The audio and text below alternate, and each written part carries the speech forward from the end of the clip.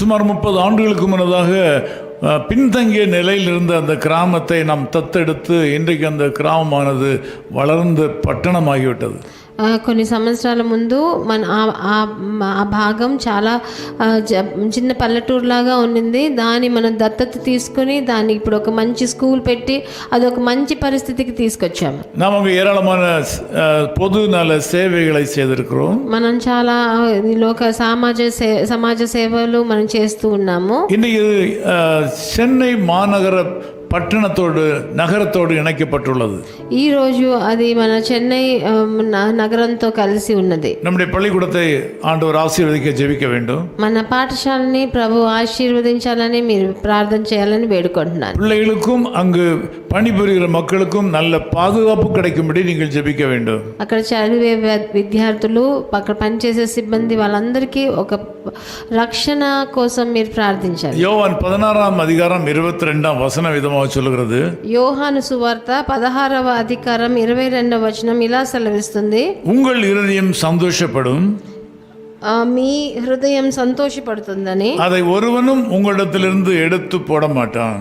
మీ హృదయం సంతోషించును, మీ సంతోషమును ఎవరును మీ యొద్ద నుండి తీసివేయడు అని రాయబడి ఉన్నది. உலக வாழ்க்கையிலே பார்க்கும்போது சந்தோஷம் என்பது யாருடைய வாழ்க்கையிலும் నిరంతరமாக இருப்பதில்லை. లోక ప్రకారమైన జీవితంలో చూసేటప్పుడు ఎవరి జీవితంలో ఆ సంతోషము నిలకడగా ఉండేలా మనకు కనిపించదు. காலையில் இருக்கிற சந்தோஷம் மாலையிலே பலருக்கு இருப்பதில்லை. పొద్దున ఉన్న సంతోషం సాయంత్రం నేరం వాళ్ళ జీవితంలో సంతోషం ఉండలేకుండా పోతుంది. காலையில ஜெப சிந்தனையோடு ஆரம்பிக்கிற போது சந்தோஷம் வருகிறது.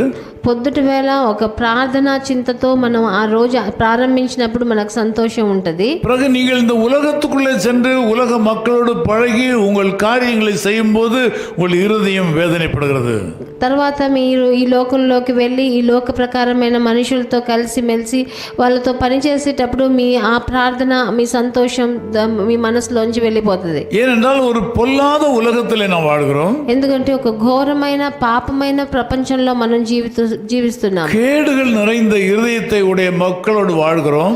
ఎంతో కపటం నిండిన హృదయాలు గల మనుషులతో మనం జీవిస్తున్నాము. நாம் மிக கருத்தா இல்லாவிட்டால் நாம் ஏமாந்து போவதற்குரிய வாய்ப்பு நமக்கு உண்டு. మనం చాలా జాగ్రత్తగా ఉండకపోతే మనం ఏమార్చబడతామని మీకు గుర్తు చేస్తున్నాను. நாம் எப்படித்தான் கவனமாக இருந்தாலும் தேவ கிருபை இல்லாவிட்டால் நாம் வெற்றி அடைவது கடினம். మనం ఎంత జాగ్రత్తగా ఉన్నా కూడా దేవుని కృప మన జీవితంలో లేకపోతే మనం విజయం పొందలేము. உங்கள் வாழ்க்கையிலும் அப்படித்தான். మీ జీవితంలో కూడా అలాగే பலராலே ஏமாற்றப்பட்டீர்கள். చాలా మంది మిమ్మల్ని ఏమార్చారు. பலருக்கு உதவி செய்து நஷ்டப்பட்டீர்கள். ఎంతో మందికి సహకారం చేసి మీరు నష్టం చెందారు. அவசரத்துக்கு கொஞ்சம் பணத்தை கொடுத்து விட்டு திரும்ப கேட்டால் சண்டைக்கு வருகிறார்கள். కొంచెం ఏదో అవసరత కొరకు వాళ్ళకు డబ్బులు ఇస్తే మళ్ళీ మీరు అడిగితే వాళ్ళు పోట్లాటకు వస్తున్నారు. முழங்காலில் நின்று சிலருக்காக ஜெபித்து ஜெபித்து அவர்கள் சுகமடைந்தவுடன் அவர்களே உங்களுக்கு எதிராக வருகிறார்கள். ఎంతో మందికి మోకాళ్ళ మీద నిలబడి వాళ్ళకి స్వస్థతని మీరు ప్రార్థన చేసి పొందిస్తే అది మర్చిపోయి మీతో పోట్లాటకు వస్తున్నారు. ஒவ்வொரு நாளும் பெரிய பெரிய போராட்டங்கள் தான் உங்களுடைய அனுபவமாக இருக்கிறது. ఒక్కొక్క రోజు పెద్ద పెద్ద పోరాటాల్లో మీ అనుభవంగా మారిపోయాయి. நீங்கள் ஆண்டவரிடத்தில் ஜெபம் பண்ணுகிறீர்கள். మీరు ప్రభు దగ్గర ప్రార్థన చేస్తున్నారు. உங்கள் ஜெபம் கேட்கப்பட்டிருக்கிறது. మీ ప్రార్థన వినబడింది ఆయనకి.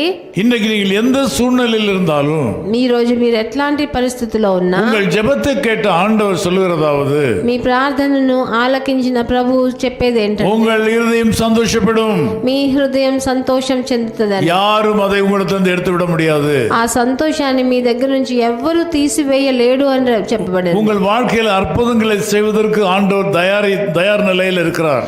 మీకు జీవితంలో అద్భుతాలు చేసేదానికి తయారు పరిస్థితిలో ప్రభువు ఉన్నాడు. தேவனுடைய பிரசன்னத்தை மாத்திரம் நீங்கள் நாடுங்கள். దేవుని ప్రసన్నతని ఆయన సన్నిధిని మట్టుకు మీరు వెదకండి. தேவனோடு உங்கள் வாழ்க்கையை இணைத்துக் கொள்ளுங்கள். ప్రభువుతో మీ జీవితాన్ని సంబంధం పెట్టుకోండి. இடைவிடாமல் ஜெபத்தில் நிலைத்திருங்கள். ఎడతెగక ప్రార్థన చేయండి. உங்கள் வேதத்தை வாசியுங்கள்.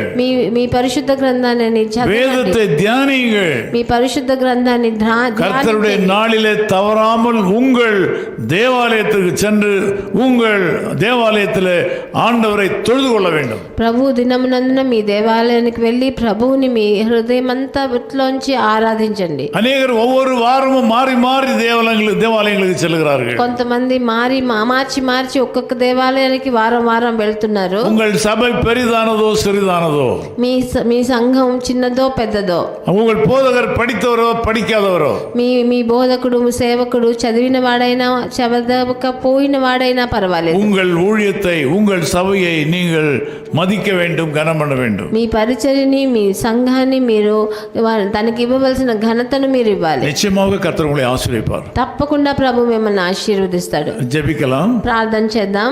நல்ல பிதாவே, உமக்கு நன்றி செலுத்துகிறோம். మంచి తండ్రి, మీకు వందనాలు స్తుతులు. ஆண்டவரே, இந்த கால வேளையில் இந்த மக்களுடைய சந்தோஷத்தை யாரும் எடுத்துக்கொண்டு போய்விடாதபடி காத்துக்கொள்ளும்.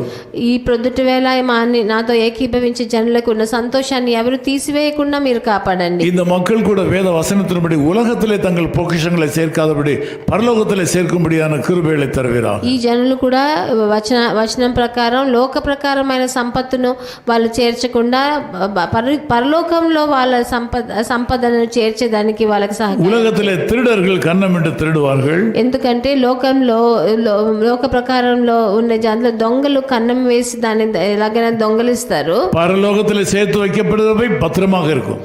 పరలోకంలో ఏదంతా మేము ఆ సొమ్ము చేరుస్తామో దాన్ని అది உம்மோடு இணைந்த வாழ்க்கையை கொடுப்பீராக. మీతో కలిసి మెలిసి జీవించే జీవితాన్ని వాళ్ళకి ఇవ్వండి. உம்முடைய பிரசன்னத்திலே வாழ கிருபை செய்வீராக. మీ సన్నిధిలో జీవించే ఘనాన్ని వాళ్ళకి ஆசீர்வதியும். ఆశీర్వదించండి. இயேசு கிறிஸ்துவின் நாமத்தில் ஜெபிக்கிறோம் பிதாவே. ప్రభువైన యేసుక్రీస్తు నామం నందున వేడుకుంటున్నాం తండ్రి. ஆமென். ஆமென். நான் தூதனாக வேண்டும் விண் தூதரோடேயும் போர் கிரீடம் தலை மேலும் நல்வினை கையிலும் நான் வைத்து பேரான மாடைந்து வாழுவேன். என் மீட்பரின் சமூகம் நான் கண்டு களிப்பேன். Echo of His Call Ministries, 10 Muhammad Abdullah 2nd Street, opposite International Cricket Stadium, Chepauk, Chennai 600005, India. Phone 9144-2852-8282. Mobile phone and WhatsApp 91-98412-71858. Email sam@echoofhiscall.org. Website www.echoofhiscall.org. God bless you.